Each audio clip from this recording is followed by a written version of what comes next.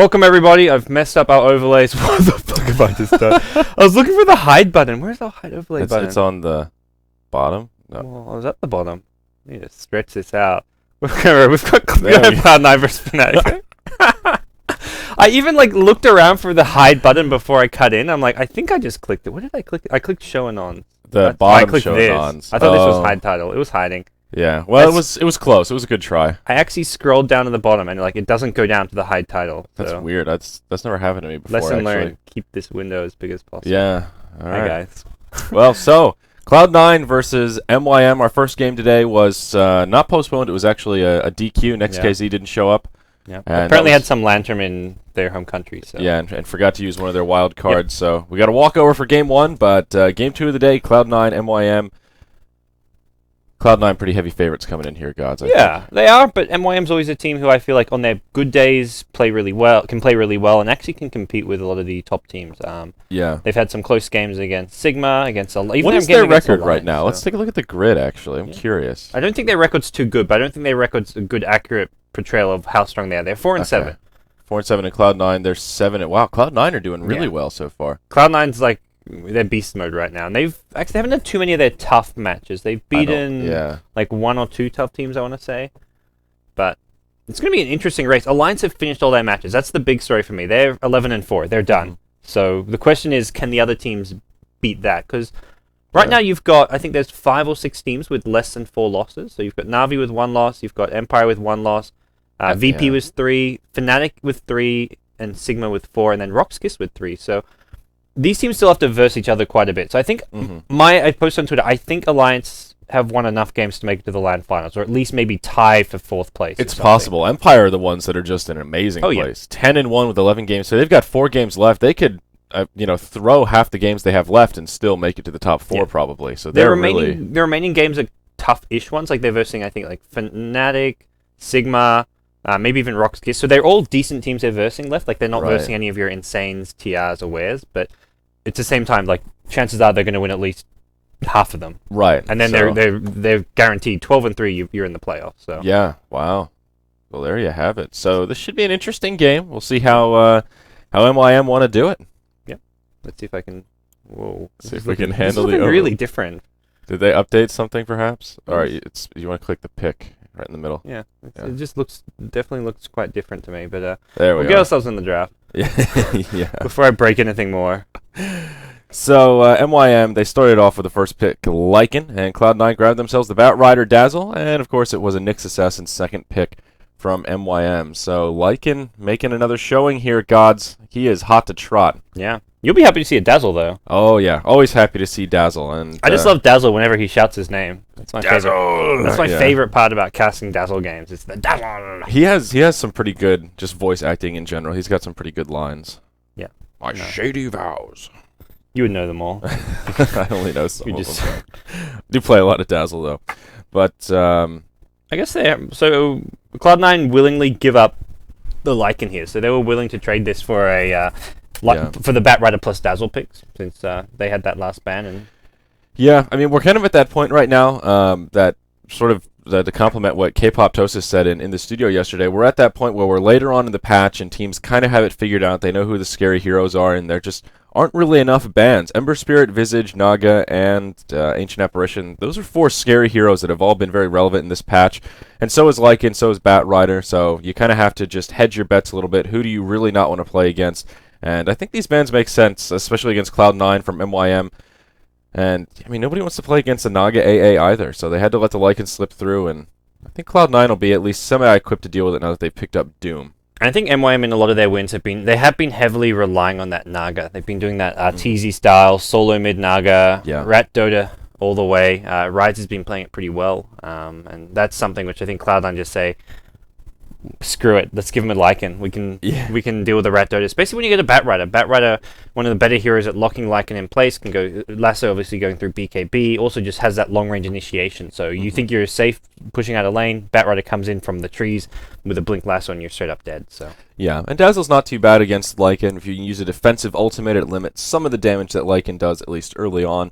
And of course, Shallow Grave, never too shabby. It's interesting to see Invoker make it into the second banning phase, There was a time in this patch when Invoker was first pick, first ban every game, and now we're seeing teams prioritize other heroes over the Invoker, which is just interesting to observe. He's still very powerful, but yeah, won't complain about these picks too much. Bane will be the third choice for MYM, so they'll deal with a couple of their lockdown issues here and get themselves a Fiend's Grip and Nightmare. I'm curious what Cloud9 are going to do with their carry here for this game, or exactly how they want to use this Doom. I think Doom is the safe lane farmer. You think so? That's like the Eternal Envy hero here? Yeah, generally Envy plays it, and not many teams are actually running Doom so much in the mid lane anymore. It seems to be the safe lane farmer. Not so much, they run him as a safe lane farmer, but he's not like a true carry. They'll get some kind of a mid hero, which is at least a semi-carry, like your TA, your Shadow whatever. Fiend or something. Shadow Fiend's a good choice. Even Morphling mid. Sometimes we could always see the Morphling mid, and maybe then that it does end up becoming Envy's hero since he generally plays the Morphling. But there's Cloud9 are pretty versatile with their laning, and that's something which Cloud9 often confuse teams with, is where they send their heroes. Like we saw I think Will Casting when they did a Storm Spirit in the offlane, and it's just like you never really know exactly where these guys are putting what heroes. Yeah, this reminds me of Fnatic a little bit. Cloud9 and Fnatic both have that very very flexible team roster where they'll put heroes in odd situations. I'm always a fan of the Doom builds that are a little more aura-based. Like Mech on Doom early, I think, is really not too bad in most cases. Sometimes you need him to be a little bit more of a hard hitter, but he just benefits so much from that extra armor, and I'm just a fan of early Mech in general. I think more often than not, it really works out well, unless you have some sort of a pocket strategy with split pushing going on. They'll go ahead and grab themselves a Disruptor, and then MYM will pick up Lich with their fourth pick. Yeah, they went right into that Lich. Now, I mean, you talk about Cloud9 wanting to beat teams with their unusual lanes. Well, Lich is the king of the laning stage with the sacrifice, so probably a good hero to pick up against Cloud9, and always just a good hero in general because of how good he is in the laning stage. You can put him have him help out the mid lane, the off lane. I don't like the Lich generally as a safe lane support, just because especially if you're against a traditional offlaner, because he doesn't really do much there. You're much better off spamming that sacrifice against the enemy solo mid, who's very level dependent, or against their carry hero. Yeah, I definitely agree. And one of the problems with Lich is, yes, he gives you an early edge in the laning phase, but if you start to fall behind as a team, maybe if you take a bad team fight in the mid game, he doesn't really help your team once you're in recovery mode. He's not the biggest playmaker support. With the way the sacrifice works, it's sort of a slow and steady, we're going to get a little experience edge, but you only really see that edge if the team works well together and doesn't kind of feed unnecessary kills or take a bad team fight. So, and also his ult, I still think the Chain Frost is just a little bit weak right now, and there's not a lot of setup for MYM, which makes me believe Chain Frost won't be... Everyone always every time I see like a game with Lich, like I'll hear the casters talking about, even I as a caster talk about like, oh, you got to get that Lich level 6 for the Chain Frost, or they don't want to fight Chain Frost is on cooldown. But every time I see Chain Frost in a team fight, 9 times out of 10, it's not bouncing, it's not really doing much. Yeah, it's such an underwhelming ulti, mostly because of how slow the projectile moves, and also because like one of the things when you get an Ag Scepter is it increases the cast range. I think.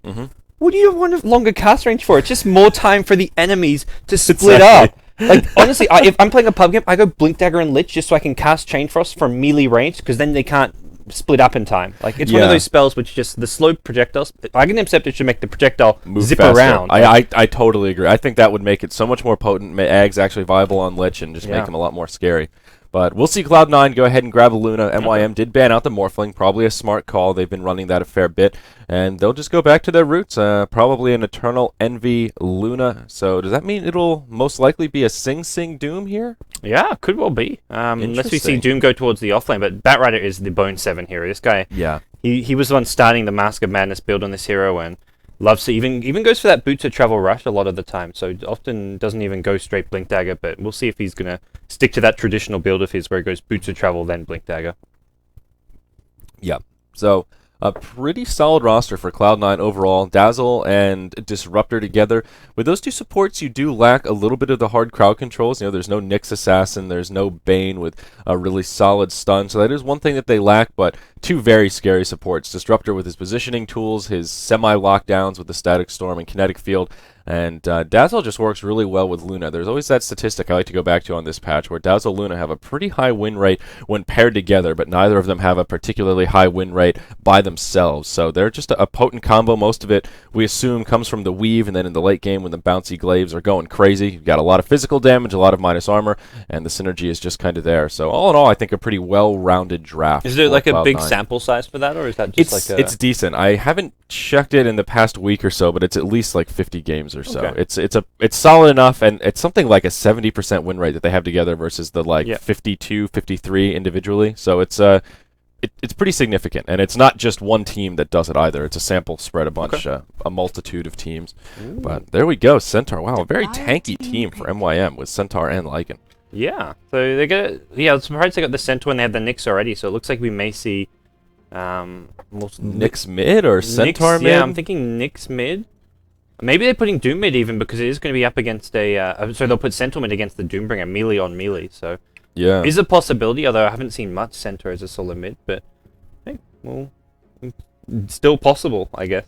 Yeah, interesting. And MYM, they've changed things around a little bit. They have two quote stand-ins here. Link and Rise are playing with Crit, Unicorn, and is it Ace on the Nyx? He still hasn't loaded in. I'm forgetting now. I believe it's Ace. Link and Rise have been playing on the team at least for the last 2 or 3 matches of theirs as stand-ins, but yeah, they seem to be somewhat permanent stand-ins. Yeah, potentially new roster members. Yeah. Yeah. So a little bit hard to gauge the roles, I guess. I mean, some of the heroes that we know, but Unicorn, has he been traditionally the mid player? He was traditionally the carry player, but I think he's more switched over to the mid player with Rise on carry. Rise has been playing the Naga Siren. Sometimes Rise will go mid on the Naga Siren, but it's like he's doing it because that's like their carry role. So right. Okay. Rise is traditionally, you go back to the old SK Dota days, back when on his previous teams, he was like known for his support play, playing a lot of Enchantress, and the jungling supports. But it seems since playing with MYM, he's been almost purely carry. Yeah. So alright, it will be Link playing on the Lich, Crits on the Bane. So yeah, you're probably right about this Centaur mid, and then they'll have Ace in the off lane playing on the Nyx, and most likely the safe lane farmer will be Rise on the Lycan. So very interesting here. Yep. Well, we'll see what Cloud9 look to do here. It is going to be that Sing Sing Doom, Bone 7 Batrider, no surprises there. We'll have Pylai playing the Disruptor and AUI 2000 on the Dazzle, and then finally Eternal Envy, not going to even try to pronounce whatever alias he's using now, playing the Luna. He's got a pretty cool Luna set. Is that the one from, what was it? The Year Beast, or no? Is this the other one? I get him. I don't know what it's from, but it looks cool. Yeah, I just I love the portrait too.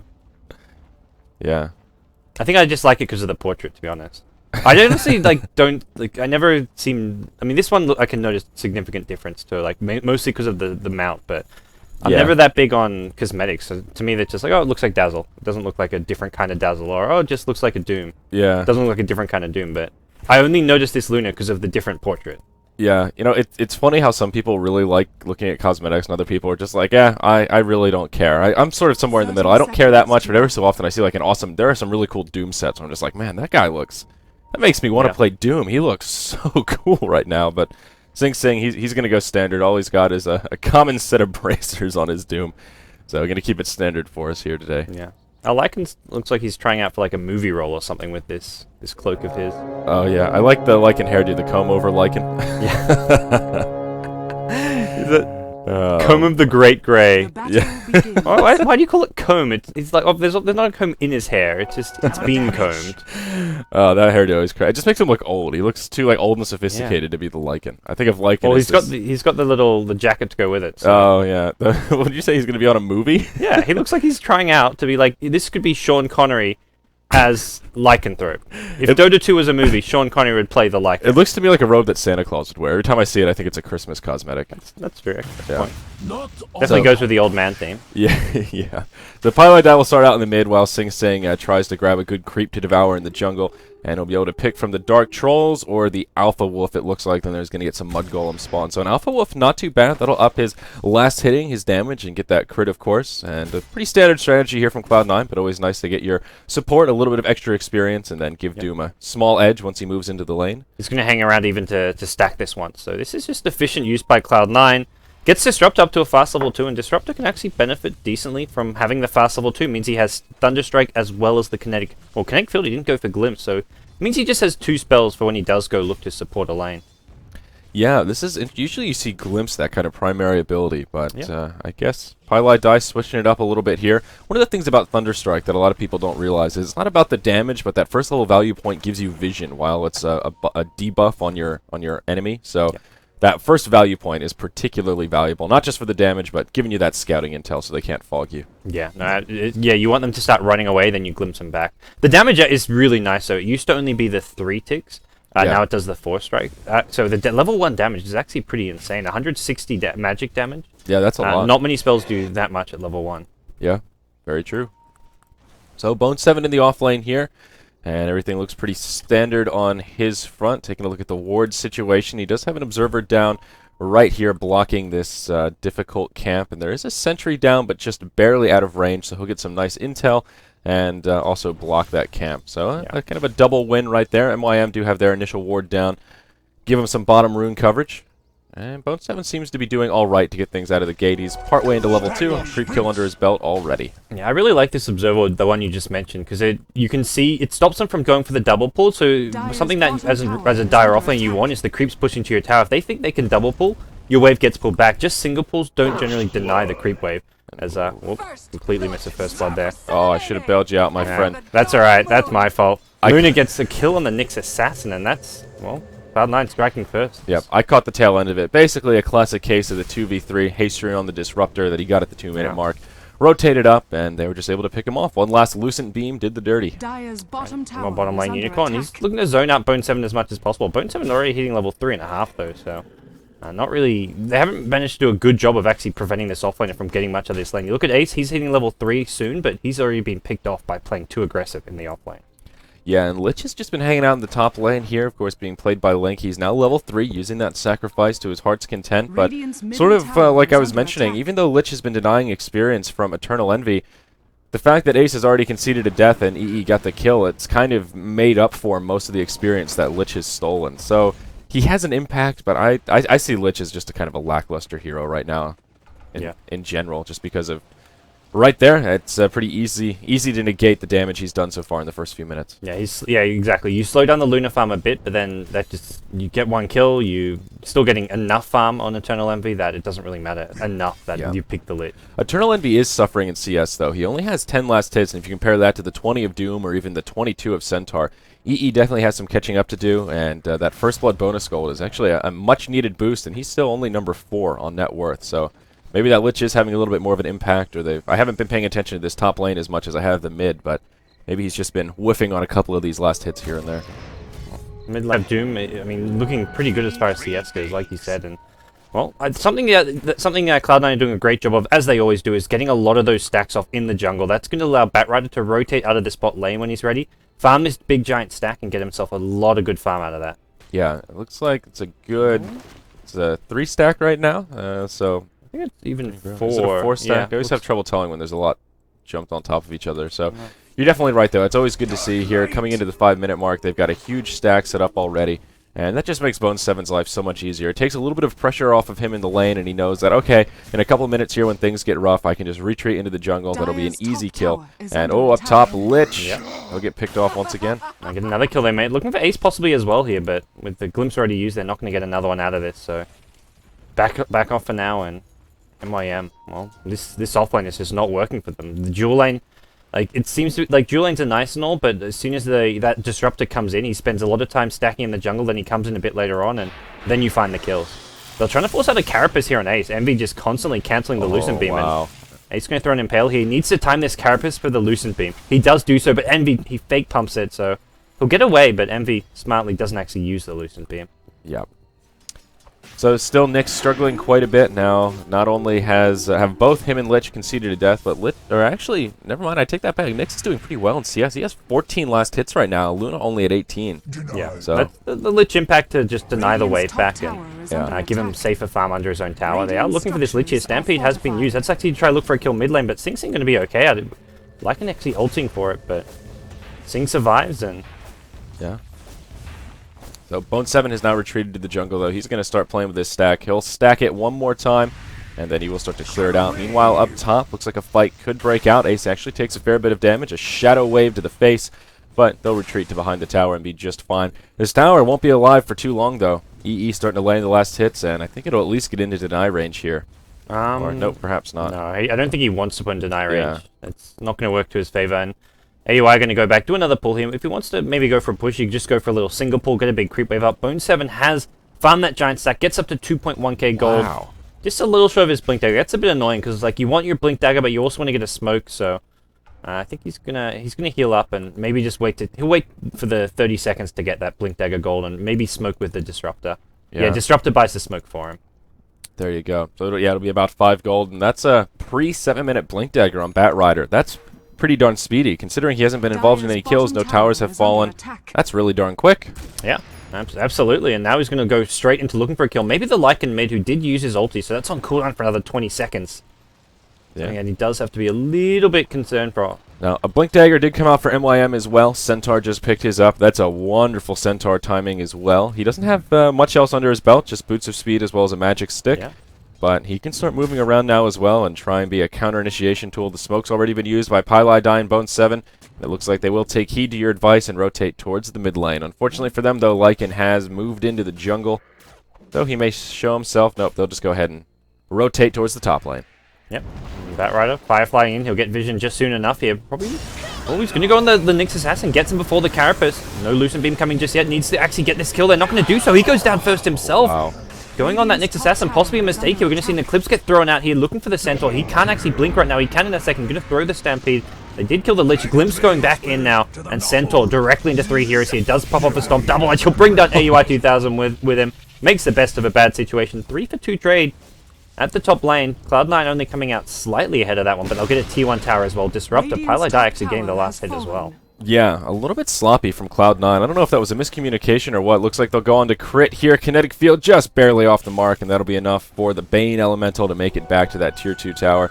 But Batrider just getting a little bit overzealous there. It seemed like Dazzle wasn't really in a great position. I don't think he got a heal off before Batrider went down. Certainly didn't use that Shallow Grave. He was too far back. It's only level 1, so that 550 range harboring Dazzle's impact. I think Bone 7 didn't need to die first there if he had been a little bit more patient, perhaps. I mean, going on, I think they thought they could kill the Nyx in the lasso so he wouldn't get a Carapace off, but once he survives the lasso, Carapace stuns the Batrider. It sets up an easy Impale, and the Impale kills Bone 7, so... Yeah. I think Lucent Beam was just on cooldown or had just been used to get him a bit lower, and, well, they didn't quite have the follow-up damage to get the kill, but hey, 5 kills to 2, Cloud9 still the ones with a decent lead here, 3k gold in their advantage, a bit less than 1,000 experience, so mostly gold going their way, partly because of the tower, also because they've been stacking neutrals a lot, they're stacking ancients. Something Cloud9 always do great is just stack, stack, stack. Yeah, now Sing Sing on the Doom, he's actually #1 on net worth. He's been doing a good job in the mid lane, 53 and 15 in terms of last hit, so it looks like that Alpha Wolf Critical Strike pack leader's aura has done wonders for him in the mid, and he will go Arcane Boots into mech, so he's going to go for that build that I'm a big fan of, the more kind of early support-based Doom, very aura-based, and we'll just let his abilities carry him into the mid game. We'll see actually Batrider take out a double stack here in the jungle, and Unicornal. I think Centaur got most of it with snipe double most edge. of them. But yep, exactly right. So still, Bone 7 getting a little bit of experience. Yep. Not too bad. And his lasso is back up, so may see him pick up another smoke soon. Disruptor picks up the smoke himself, so I imagine Disruptor maybe meets up with the Bat so they can look for a kill with this smoke. Bat just happy to stack, though. Of course. It's Cloud9 Dota. AUI 2000, the stack lord, and then you've got, well, Pylai Die and Bone 7 doing a great job as well. Yeah, I mean, it really makes a big difference. Just looking at the graphs, the experience actually isn't in favor of Cloud9 as much as I would have thought. It's only a couple hundred. So MYM are doing well on that front, but Cloud9 are just finding better farm around the map. And like you mentioned, a lot of that is from stacking. Once they clear out this big ancient stack here on the dire side, it looks like double golems, and I think it's a 4 stack. So once they clear that out, that'll give them a nice little gold boost. But we do see another smoke used, Disruptor and Doombringer. Yeah. They're smoked up. Mech is online, so... Good time to fight. Yeah. And they also have the Doom ultimate. Unfortunately, an Invis Bane may reveal... Oh, he leaves the lane just in time. Well, yeah, that could have been bad. So we'll see if they can find someone. Unfortunately for Cloud9, there's no one in the lane. Unicorn is wandering his way over, and they may bump into him here. Yes, they will. There's the Doom ultimate used, and Pylai Die will glimpse him back. They don't know that crit is inbound. He'll reveal the invis, but it just won't be enough. Static Storm comes out, and now this Bane is in big trouble as well. Looks like an easy double kill coming out for Cloud9. He'll throw a Brain Sap, but it just buys him seconds, and Sing Sing grabs that kill. Yeah, this is Cloud9 just starting to snowball now. Few too many easy kills going the way. The Bane could have stayed invis. I think he thought maybe he could save the Centaur, throw out a Nightmare on the Disruptor, prevent that glimpse, but he just got caught out and Now they just rotate into this pusher. They've got Envy here, who's got a couple points in the Lunar Blessing, gets the extra damage, and he's going to be able to bring this down pretty fast. They're actually going to see a TP towards mid lane. Disruptor. Oh, no, cancels it. Yeah, what was scary about those kills down bottom is that wasn't even everything they had at their disposal. They didn't use the mech, and down bottom we'll see a lasso used on Link. That's an easy kill on the Lich. He's generally pretty easy to take down, and thought they were going to engage on Aoi in the mid. But that'll be just another free kill, and a tier 1 tower as well. This time they use the mech, and still abilities online. Eclipse is ready. Lasso was used that time, but Cloud9 are just having a field day at this point. Yeah, that was just a bit too easy, getting the kill, getting the tier 1 tower to follow, and such an unnecessary kill as well. And this is where Lich, you may have Chain Frost, but it's such a lackluster teamfight ulti. It really is. Like, unless you have like a Faceless Void or a Black Hole or some sort of big team setup, then that's the time that I say, okay, Chain Frost can be devastating, but on its own, I don't know. And very rarely do teams even pick these big teamfight stunning type heroes. Like, yeah. It just doesn't really happen. Even something like a Tide Rabbit, I don't feel is enough. And not that we see much Tide anyways, but just because you stun them, by the time the Chain Frost hits, they just split in different directions. You need like the lockdown of a Chronosphere, as you said. So Lycan will grab himself a double damage rune. He'll move into the Radiant Ancients, but I haven't seen MYM do much in the way of stacking. It has been cleared out a couple of times, but not stacked. And that's just a matter of efficiency. We still see Cloud9 with this huge Ancient stack on their side of the map. Haven't cleared it yet, but they're just sort of hedging their bets a little bit, if you will. Keeping that money around when they need it, and they'll clear it out once Luna feels ready. EE is only level 9. He did go for the Helm of the Dominator first after Power Tread, so a slightly more greedy Luna build, but can certainly get away with it here as it is 8-2, and Cloud9 will just group up with this team fight presence and start pressuring the tier 1 tower mid. Given that they have a mech and there isn't one out for MYM, they should feel pretty comfortable forcing team fights right now. Yeah, they have Nightmare Dub Sing Sing. This was he doesn't get the Centaur stun off. Perfectly timed Disruptor ultimate. He gets doomed to follow it up. Now Rise in all sorts of trouble. He's on the front lines. Can't even get a shapeshift off. Centaur gets glimpsed back as well. They'll try to finish him off here. He's still doomed up. The Poison Touch coming out here. Batrider wants to chase him down. Flame Break back. One more right click. That'll finish him off there with the Doom helping out as well. And Bane in the front lines. Boy. Tried to go in on Envy, it looks like, but Envy just too tanky, too durable. And is this going to be a complete team wipe? It sure looks like it's Zayuri. It could Link. be. Oh, there's the glimpse. See you later, Link. That will be a 5 for nil exchange. They get the tier 1 tower, and I think this tier 2 will at least take some pretty heavy pressure. Just brilliant execution from Cloud9. We saw that beautiful Static Storm as soon as the Centaur blinked in. He couldn't get the hoof stomp off. Then he got doomed. Centaur was just taken out of the fight. He was neutered from the get-go, and everything else just fell into place. A nice Eclipse from Envy. The Chain Frost actually took some decent bounces into the creep wave. Was almost enough to finish off Eternal Envy, but Aoi 2000 on point with that Shallow Grave, and kept his Luna alive. Very well done across the board. Really, really nice team fight. Everyone just does their role right, and they know exactly when they can fight. MYM, I think they just felt kind of desperation there, because they've got a Lich ulti, they've got the Centaur with a Blink Dagger, they've got like a Lycan with at least Treads and Vlads. Like, they're not getting that much stronger anytime soon, so if they can't fight now, when can they fight? But yeah, I'm not sure what the answer to that is. Like, maybe with Bane Fiend's grip, but all they hear is just get countered. There's like all this silence and lockdown coming out from Cloud9 with the Doom to take a hero out of the fight. You've got the Disruptor ultimate, preventing even Lycan from getting his ulti off, which was a bit of a misplay from Rise, but in general, Cloud9 just had better position. Yeah, it was a great place to force that fight as well, because it's a reasonably small choke kind of on this high ground here, so that makes an easy Static Storm where MYM have to either commit into the Static Storm or they have to just back out and kind of get split. We see Ace with Vendetta on, moving about the dire jungle, perhaps looking for an opening, but Cloud9 will have a lot of reinforcements nearby, and that won't give him an easy opening. But like you mentioned, Cloud9, they're all on point. Every single one of these heroes had an ability that they used at the crucial moment, whether it was Eclipse, Shallow Grave, Doom Ultimate, Static Storm.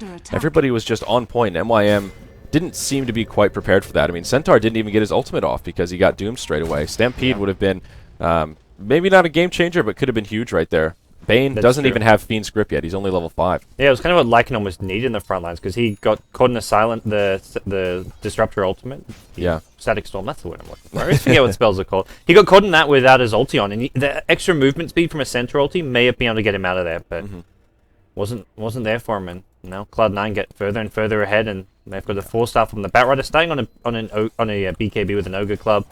Not going for his signature Boots of Travel Rush. I'm sad. We don't get to see Bone 7 Rush Boots of Travel anymore.